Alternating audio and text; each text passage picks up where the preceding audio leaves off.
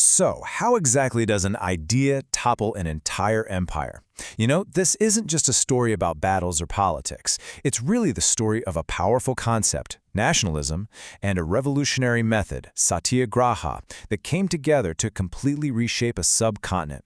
We're going to explore how this combination sparked one of the most incredible fights for freedom in all of history. At the very heart of it all was this single, powerful word, Swaraj. Now, this means so much more than just independence. It's this deep, fundamental desire for self-rule, the idea that a nation should control its own destiny, build its own identity. And that idea, that single word, became the rallying cry for millions.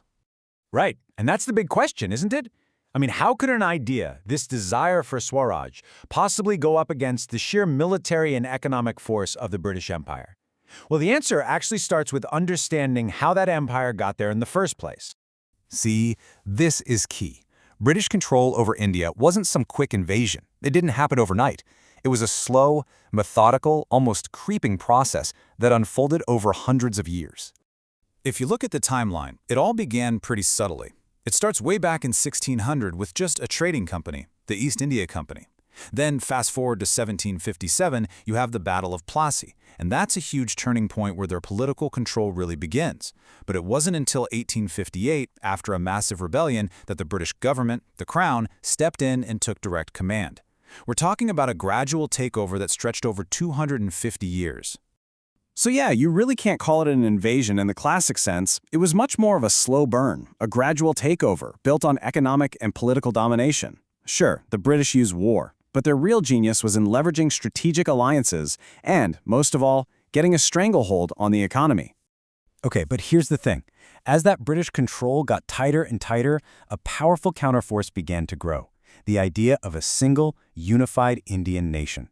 This feeling of nationalism didn't just pop up out of nowhere. It was a direct response to decades of colonial rule. So, where did this all come from? Well, you had a few big things going on. Politically, Indians had no voice, and they were dealing with some seriously repressive laws. Economically, the country's resources were being drained for Britain's benefit. And socially, and this is kind of ironic, Western education started introducing Indians to ideas about freedom and individual rights, ideas that they then turned right back on their rulers. But all that simmering anger needed a spark, and that spark was the absolutely horrific Jallianwala Bagh massacre in 1919, which turned all that frustration into a full-blown national movement. And you can really feel this new, more radical mood in this quote from an early nationalist leader, Bal Gangadhar Tilak. When he declared, "Swaraj is my birthright and I shall have it," that signaled a massive shift. It wasn't about asking nicely for reforms anymore. This was about demanding freedom as a fundamental right. Okay, so the desire for Swaraj was crystal clear, but the massive question was still hanging in the air. How do you actually achieve it against such a powerful enemy?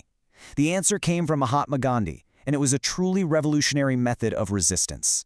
He called it Satyagraha. It literally translates to something like truth force. And let's be really clear here. This was not passive resistance. Not at all. It was an active, deeply moral, and incredibly strategic form of nonviolent struggle, and it was designed to put immense psychological pressure on the British. It was actually a clear, three-part playbook. Step 1, non-cooperation. Just refuse to play along. Boycott British goods, pull your kids out of their schools, give back their titles. Step 2, civil disobedience. You find a law that's unjust and you break it peacefully. And Step 3, massive peaceful protests, like marches, to show just how unified and determined everyone was.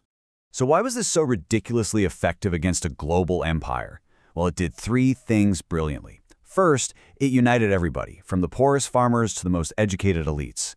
Second, it put the British in a moral bind. How could they violently attack peaceful protesters without looking like total tyrants to the rest of the world? And that exposure, that moral dilemma, was crucial because it helped gain widespread international sympathy for India's cause. So, with this powerful new weapon in their arsenal, the Indian independence movement entered its most dynamic phase yet, getting millions and millions of people involved all across the subcontinent. You can see Satyagraha playing out in a series of huge, escalating campaigns. It kicked off with the non-cooperation movement in the early 20s. Then it grabbed the world's attention with the famous Salt March in 1930, and it all built up to this final all-or-nothing push with the Quit India movement in 1942. Each campaign just kept ramping up the pressure. The pure genius of these campaigns is so clear when you look at something like the Salt March.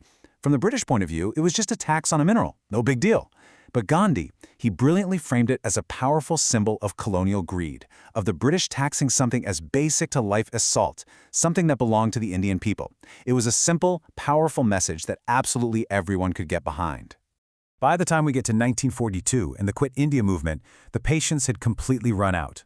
The message was now urgent and absolute. The slogan, "Do or die," wasn't a call to violence. It was a declaration that the time for talking was over. There was no going back. It was either freedom now or the struggle would continue to the very end. And in the end, it worked. The struggle succeeded. In 1947, India finally achieved its independence. But, and this is a huge but, this incredible victory came at a terrible, truly tragic cost.